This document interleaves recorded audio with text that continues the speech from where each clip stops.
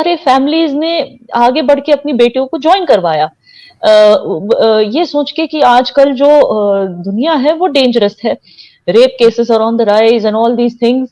And कितना करके इन सब चीजों को, आई एम सॉरी, कितना करके इन सब चीजों को लॉ एंड ऑर्डर से कंट्रोल किया जाएगा। कुछ तो हमारे हाथ में भी होता है ना कि हम अपने आप को डिफेंड करें।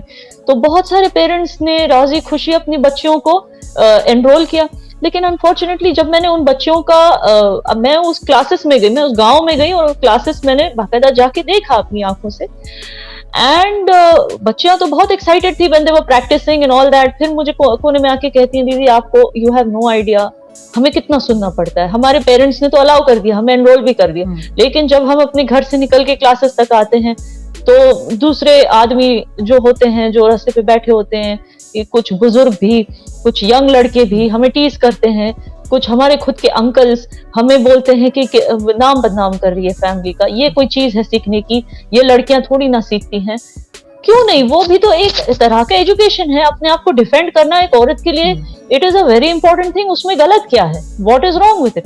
तो जितने वो कहते हैं ना, इंडिपेंडेंट करना औरत को नॉट ओनली मीन्स कि फाइनेंशियली इंडिपेंडेंट होना चाहिए, औरत को अपना सेल्फ डिफेंस करने भी आना चाहिए। She should even be physically independent, कि अगर उस पे किसी भी तरह का अटैक होता है, शी शुड नॉट, ये नहीं कि उसका फादर आ जाए या उसका हस्बैंड आ जाए उसको बचाने के लिए, वो खुद क्यों नहीं सक्षम हो सकती खुद अपने आप को डिफेंड करने के लिए। तो इस तरह की कुछ चीजें हैं, सोशल स्टिग्मास हैं जो मुस्लिम औरतें फेस करती हैं अनफॉर्चुनेटली, जिसकी वजह से जब मैं उस गांव में गई थी तो ऐसी कई लेडीज थी जिन्होंने ज्वाइन किया, फिर उनकी शादी हो गई, फिर उन्होंने छोड़ दिया।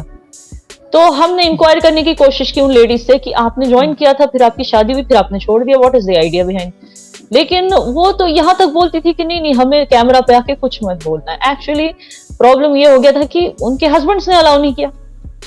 तो यू सी, अनफॉर्चुनेटली क्या होता है कि लेडीज इतना सारा इंपॉर्टेंस शादी को देती हैं कि वो education, self defence, self independence, self reliance, इन सब चीजों पे ध्यान नहीं देती।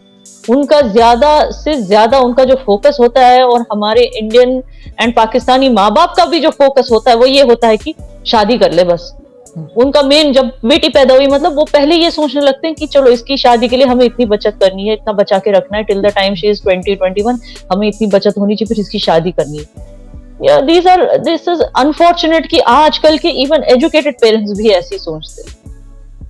लेकिन याना ये सारी की सारी जो इज्जत क्या कही जाती है खानदान की, वो सिर्फ बेटी ही लेके क्यों चलती है? बेटों के ऊपर इतना प्रेशर नहीं होता कि वो कुछ भी कर रहे हैं, कहीं भी जा रहे हैं, किसी भी फील्ड में काम कर रहे हैं, ये सारी चीजें बेटियों के ऊपर ही क्यों आ जाती हैं? जबकि माँ बाप पढ़े लिखे भी होते हैं। ऐसा नहीं कि कोई मैं ऐसी बात कर रही हूँ कि जो एजुकेटेड नहीं है, मैं एजुकेटेड पेरेंट्स की भी बात कर रही हूँ। वो भी ये समझते हैं कि भाई बेटी ने अगर कोई ऐसी फील्ड ज्वाइन की जो उनके ख्याल से नहीं करनी चाहिए, चाहे वो मीडिया हो, चाहे वो कुछ भी हो, तो वो कहते नहीं जी हमारी तो बड़ी इज्जत खराब कर दी। तो बेटियां ही आपको क्यों लगता है कि इज्जत लेके चल रही हैं आगे? I'll tell you, अच्छा वो आपने ये सवाल मुझे पूछा, मैं एक पते की बात करती हूँ आपके साथ। आज मैं ये मिथ तोड़ देती हूँ कि सिर्फ बेटियां ही इज्जत लेके चलती हैं, बेटों पे भी बहुत बोझ होता है इज्जत लेके चल। I'll tell you why। आजकल ये हो रहा है ना कि जब बेटी पैदा होती है, माँ बाप तो यही सोचते हैं कि इसकी शादी करनी है, बचत। जब बेटा पैदा करता है, बताओ माँ बाप क्या सोचते हैं? ये बड़ा होके गे ना बने, ये बड़ा होके अगर गे बन गया खानदान की इज्जत मिट्टी में मिल जाएगी। तो ये सी, बेटों पे भी बोझ होता है, ये मत कहिए कि नहीं। और अनफॉर्चुनेटली देखिए, ये कोई आपको शायद हंसी आएगी, बट अनफॉर्चुनेटली रेप्स जो है, देखिए पेरेंट्स तक मैं ये पैगाम पहुंचाना चाहती हूँ। आपको ये डर लगता है ना कि अगर बेटी बाहर चली गई कहीं उसका रेप ना हो जाए, कहीं उसके साथ कोई कुछ खराब ना हो जाए, उसकी जिंदगी खराब ना हो जाए, इसलिए आप चाहते हैं कि वो ज्यादा ज्यादा घर पे बैठे, लड़कियों के बीच में उठना बैठना हो उसका, और मतलब इज्जत से अपनी शादी करके चले जाता है कि आप लोगों से वो इनसिक्योरिटी हट जाए कि हमें इसको बचा के रखना है, इसकी इज्जत बचा के रखनी है, एक बार शादी होगी तो इसका हस्बैंड इसका देख लेगा। आपको ये डर है। लेकिन क्या आपको पता है कि लड़कों के भी रेप्स होते हैं, और कितने, खास करके जो यंग लड़के होते हैं उसकी तादाद कितनी है, क्या आपको पता है? तो ये चीज अपने दिमाग से निकाल दीजिए कि सिर्फ लड़की आपकी इज्जत मिट्टी में मिलाएगी। नो, लड़का भी मिला सकता है। लेकिन ये चीज भी आपको समझनी है कि किसी का अगर रेप होता है उसमें उसकी कोई गलती नहीं है।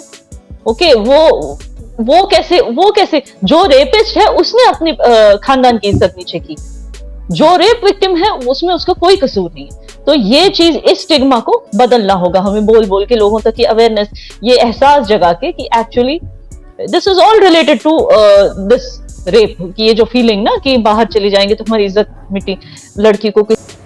हेलो एवरीवन, हमारे चैनल पे आप सबका स्वागत है। अगर आपने अभी तक हमारे चैनल को सब्सक्राइब नहीं किया है, जल्दी से कर दीजिए।